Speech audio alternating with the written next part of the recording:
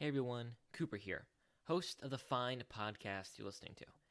I just want to let you know that the episode you clicked on has a format that is very heavily inspired by a podcast called The Bookening.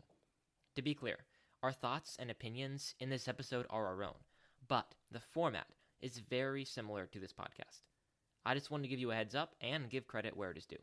With that out of the way, enjoy the show. Coming up next, Booking It reads The Lion, the Witch, and the Wardrobe.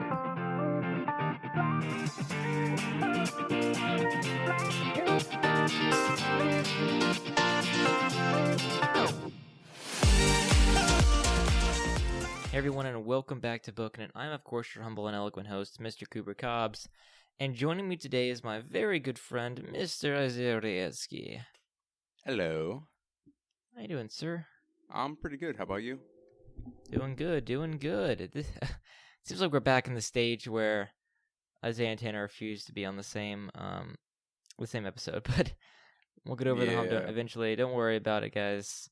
Just a bit of a hey. Isaiah's working, Tanner's working. We're making that money. Making that moolah. I'm staying at home, retired. It's a nice place to be. Mm-hmm. I'm not retired. I am unemployed. There's a difference, I think. One, you get paid to be at home, the other you don't. And I am definitely not being paid. But no, that's okay. No. By the way, for some reason, I feel like, I don't know.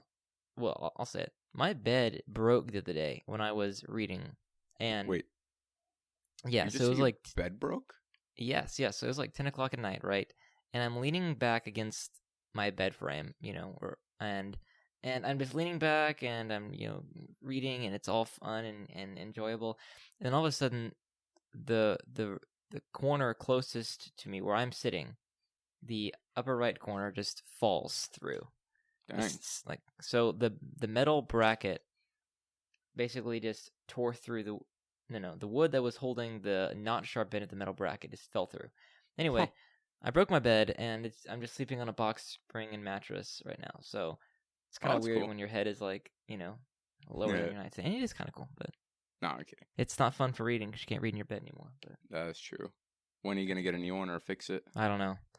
I think it's broken. I think I was gonna. I mean, we were kind of eventually gonna get me a new bed frame anyway.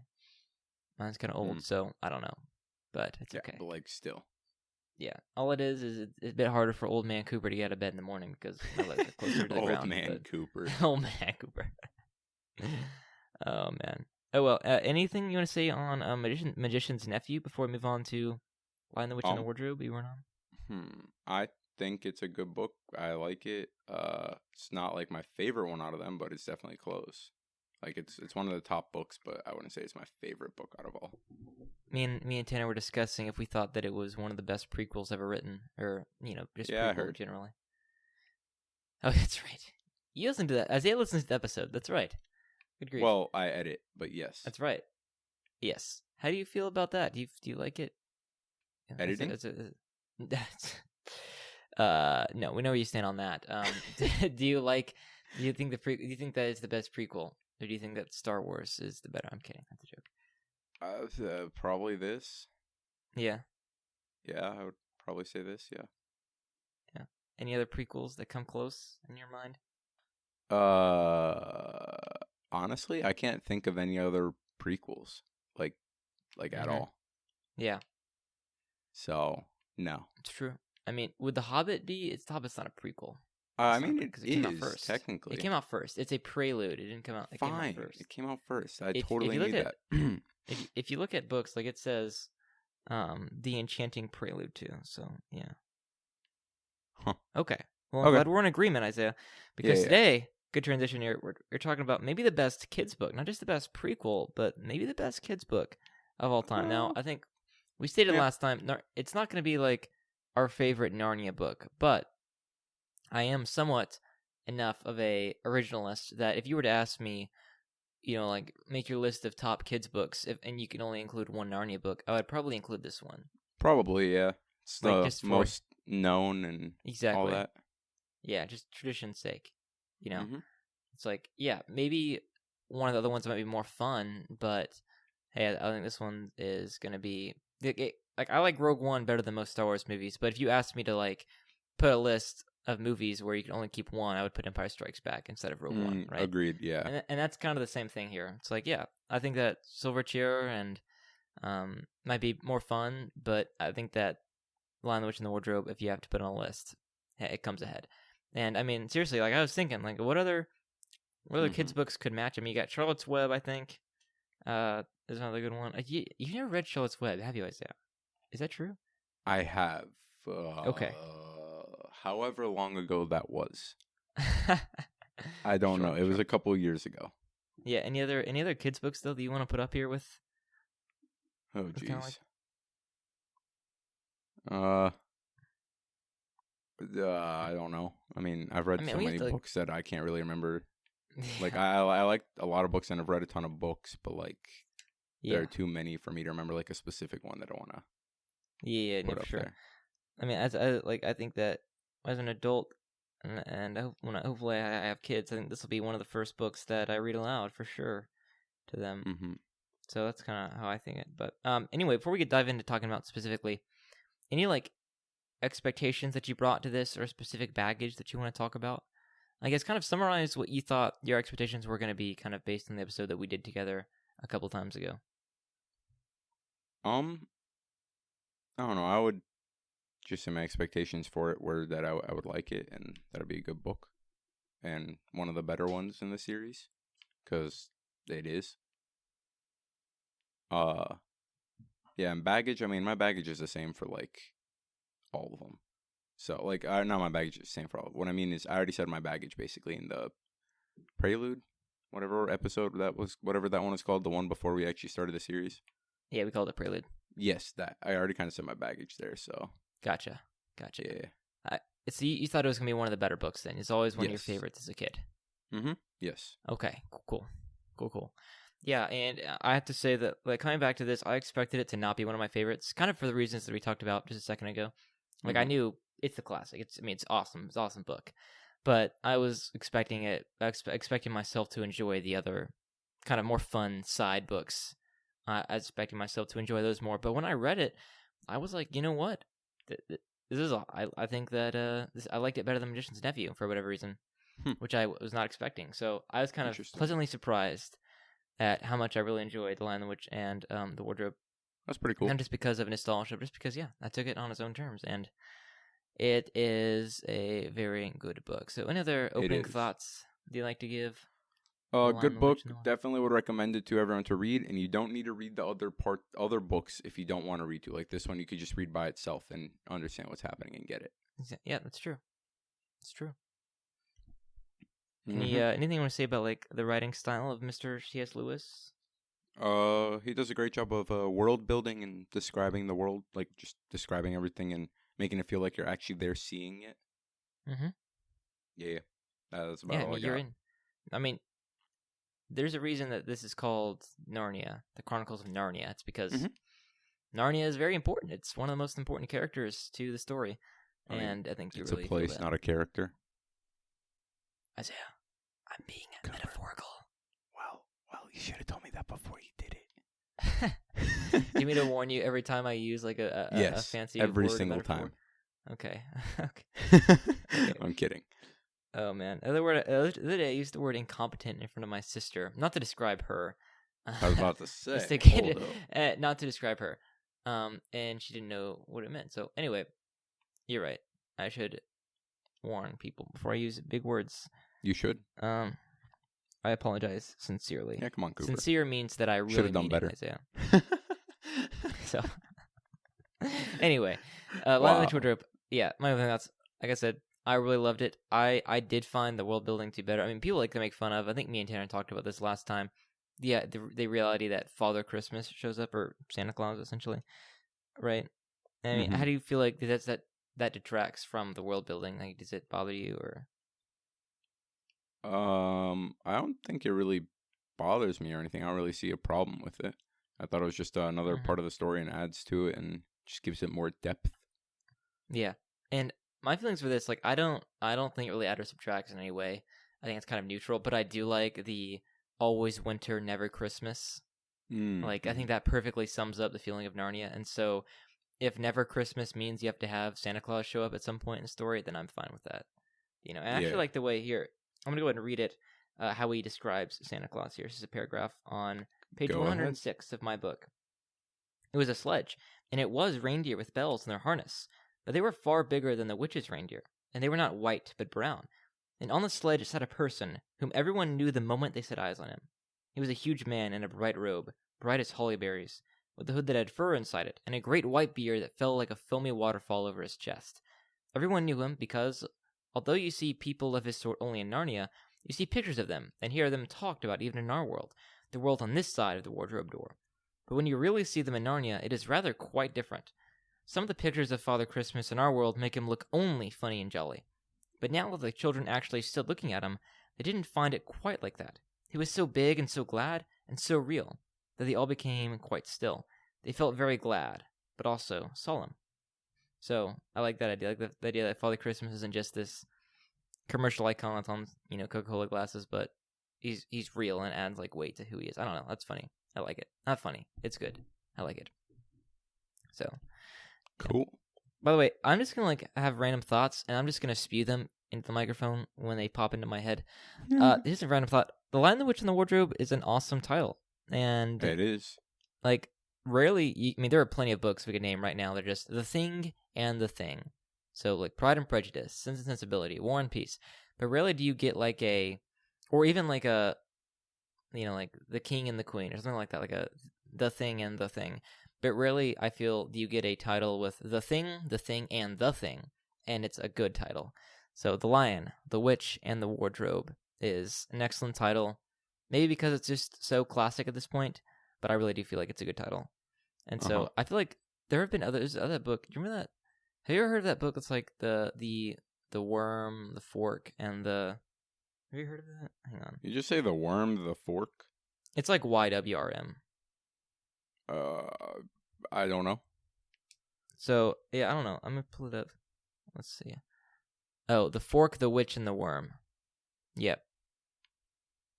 Huh. Anyway, it's like I don't think it's as good of a title as The Lion, the Witch, and the Wardrobe. Maybe because just of what it represents, but I don't know. So, the wardrobe, though, is just a really cool thing. I think that, so there's like a genre of fantasy called portal fantasy, where you go from one world to another. You go from the ordinary world to the fantastical world, and that's what Narnia kind of falls into. And the wardrobe is an excellent way to kind of transition people into the other world, because there are 3 or 4 times when Lucy enters into it, when Edmund does, and then when they all enter into it, he makes a comment, C.S. Lewis does, like, of course, it's very foolish to close the door when you're in a wardrobe, so they didn't do that. And it's just like a little funny thing, and you enter into the wardrobe and you feel the coats and the fur, and you can smell the mothballs and then things like that. I don't know. Maybe it's just because it's been so ingrained into our society, but I really love the wardrobe. It's just a thing. And then when Mr. Tumnus makes fun of it, he's like, from Spare and City of Wardrobe and things like that. I don't know. I think it's fun. Okay, well, I guess really my first big question is, people either love the allegory or hate it. Like Tolkien famously hated Narnia because You're a nerd. I know, right? No. He's not a nerd. He is, well, you know what? A nerd. I guess he is. But he's a rich nerd, so I guess that's true. I don't know. He hated Narnia because of the allegory, and because of the direct 1-to-1 correlation between Aslan and between Jesus, and between the stone table, and between the cross, and between Aslan's death and the death of Jesus, and things like that. So people either love that stuff or they hate it. So where are you on that spectrum, Isaiah? I thought it was fun, and it was good and creative, and just kind of helped move the story along and all that. You know what I'm saying? Move the story along in what way? Well, I guess I don't know, not move the story along, but give the story more depth. How do I say this? Basically, I thought it was a good idea that he did it like that, and that he did well with it, and I like it. Okay. And also, it's like my childhood, that whole thing. Yeah. True. I guess my question is, do you feel like allegory, should it be more, So Tolkien has, I think actually me and Tanner have talked about this off and on. Like Tolkien has allegory, but it's not 1-to-1. It's not like this. His allegory is the ring is a symbol for a burden that we all have to bear. The burden of pain, the burden of suffering, the burden of having something we have to do. But it's like more complex than just a 1-to-1. So do you like it better when it's kind of like that, where it's more complex when there's different levels, or is it just easy to see like, oh, Aslan is Jesus, and I don't know, like how do you does that play into your analysis? I mean, I like. Let's see. I kind of like. We both both. like. Here's the thing, like, yeah. We both love Narnia, and we both like Lord of the Rings. So there's that. But that out of the way. I like both styles. I think it just kind of depends on the type of book. Like, since this is supposed to be a more kids book, then I like it this way, how it is, because it's more for younger audiences and for them to understand it and to that's like a good it. point. And then Lord of the Rings is supposed to be more of a adult-ish book. Yeah, that's true. So, yeah, I mean, I think there is something to be said. Like, Lewis is writing an enchanting little kids book. And so that's kind of, it's written that way, and it's designed that way, and it's marketed to those kids.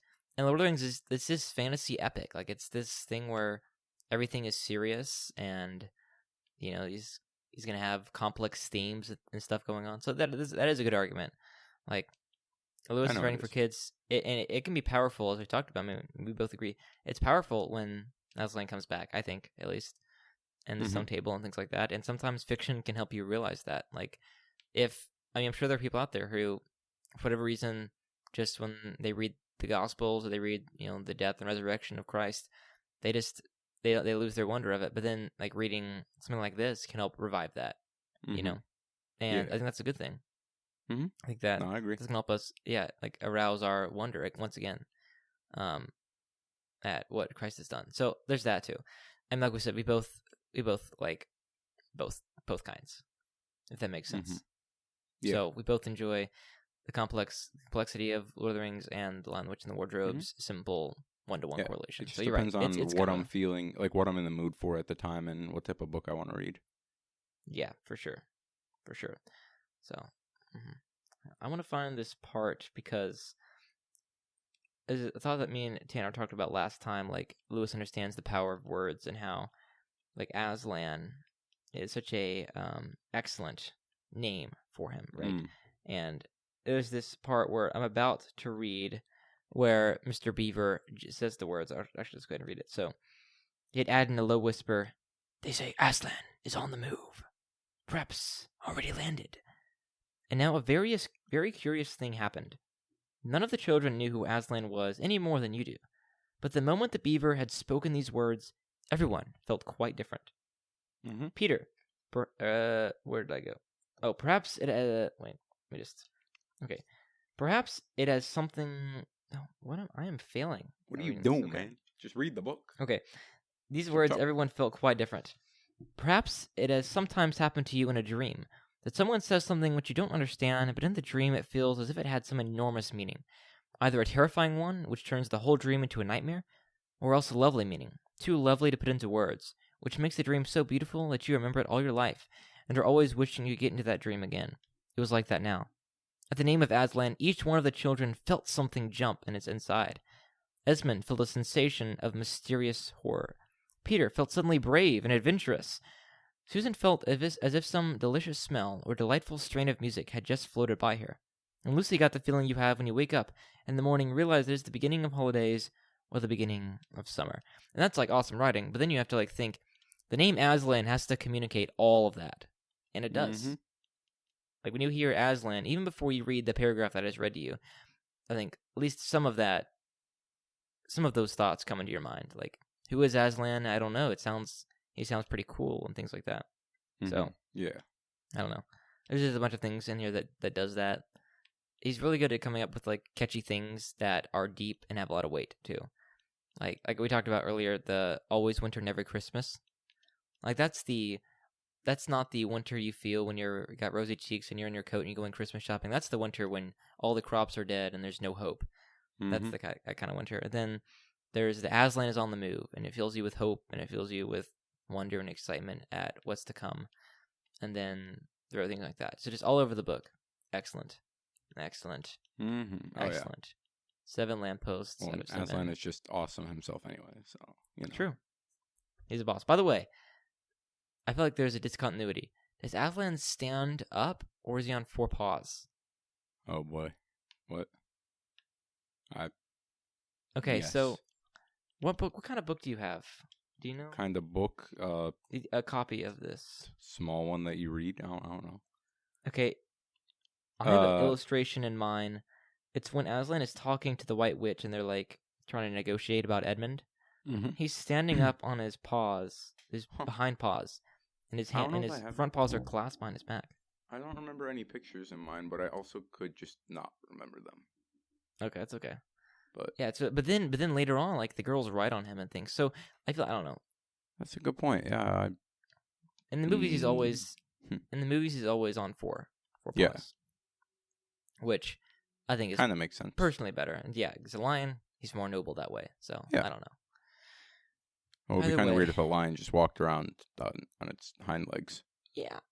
Yeah, but like there aren't fawns in our real world, and there are in Narnia, so I guess. I don't know. By the way, how do you feel about like he smashes together like all of these myths and puts them into Narnia, like the dryads and the naiads and the fawns and the centaurs and things like that? I mean, does it work for you? I feel like it works, yeah, because I mean, if you're gonna do all this crazy magic and stuff like that, world and all that, like, might as well just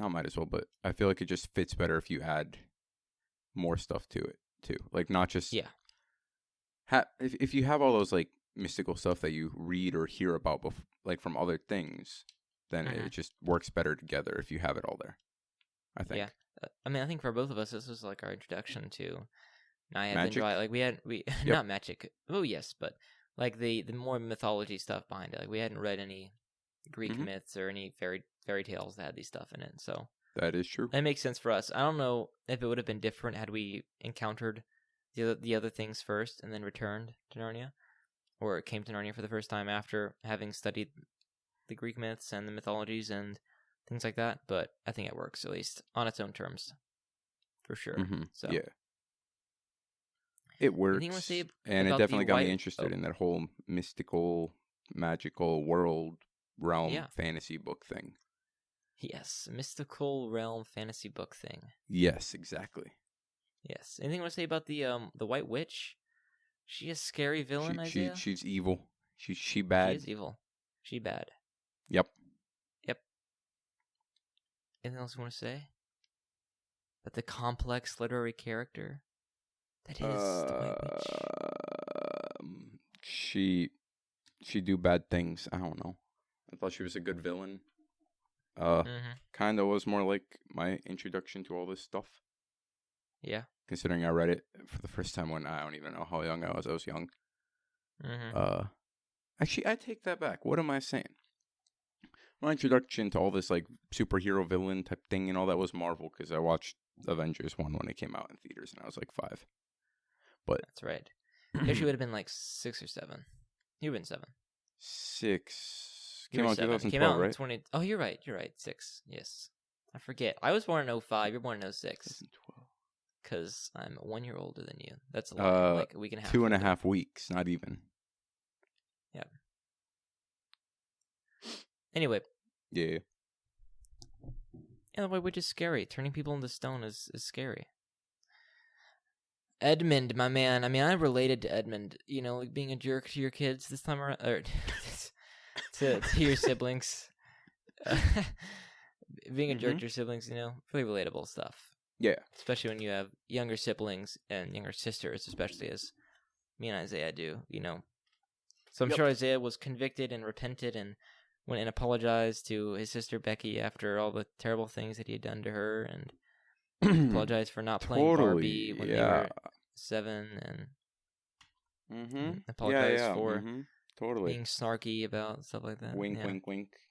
Yep, wink. Because Totally. I definitely did that. I wept and I cleansed myself of all wrongdoing. Dang, bro. And went and apologized. Yep.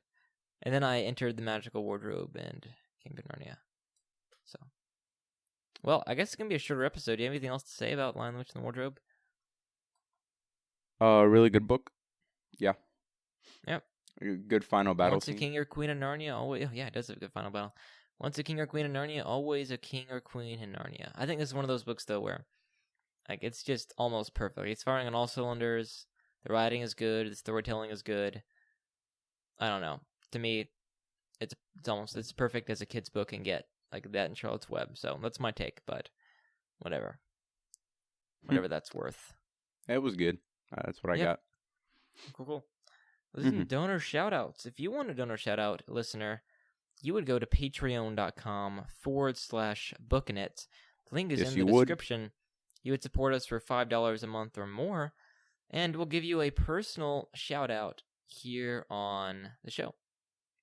Yep. And today, I'm going to say the name of our awesome patron, and Isaiah is going to tell us if they would like The Lion, the Witch, or the Wardrobe better. Okay. Yep. And then, we'll close out. So, cool. Tanner. Not Tanner. Tanner's not What here. are you saying, my guy? Tanner is at work. Nana. Lion. Papi and Wela. Wardrobe.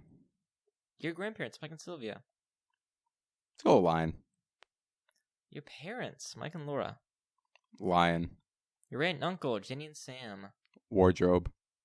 Moses and Zara, your cousins. Let's go with Lion. Anna. Wardrobe. Emily. Wardrobe. Becky. Wardrobe. Lizzie. Lion. Keenan. Lion. Awesome. Well, thank you guys for supporting us. And like I said, if you want to support us, make sure you hit that link and support us because, hey, if you want us to continue delivering great content to you, a great way to do that is to bribe Isaiah and Tanner from staying away from their jobs and basically paying them to podcast for you. Yeah, it's true. I mean, it's true. The feeble 412 Podcast Network budget cannot compete with Chick-fil-A, coincidentally. But that's okay because it's a labor of love. Ain't that right, Isaiah? And it doesn't take much to record, so we still have time, usually. True. Unless you're like Tanner and scheduled to work in the middle of the day like this. Right. Like, dude's working 11 to 5 or something, 10 to 5. Like, bro. What the heck? Couldn't be me. Yeah. Except I'm doing it tomorrow 10 to 2, but still couldn't be me. Yeah, exactly. Anyway. We love doing it. It's a labor of love. And really, the whole reason we're supposed to do Narnia was because it's first off, it's a classic book series, and it's good that we're reviewing it. Secondly, it's supposed to be like you could read 2 of these in a week, and we could record twice, and then be all caught up, and then we'd have like a week break or something from recording. But no, it was not to be. That would be nice. It would be. But we have so much other stuff to do. True. True. Anyway. Yeah. Next time, I think is going to be... Yes, well, it's nothing. It's going to be The Horse and His Boy. I was about to say, you think. What do you mean? Yeah. That's 2 weeks from now, because next week will be a screening episode, which will be on the hockey movie Miracle. Ooh, that's a good movie. Which will be fun to talk about. It is a good movie. It's a great movie. It's a great sports movie, too. Anyway, we're talking about that over on the other podcast. Make sure you check that out next Monday. Leave us a 5-star rating and review. Tell your friends. Share on social media. We'll see you next time. Keep on booking it.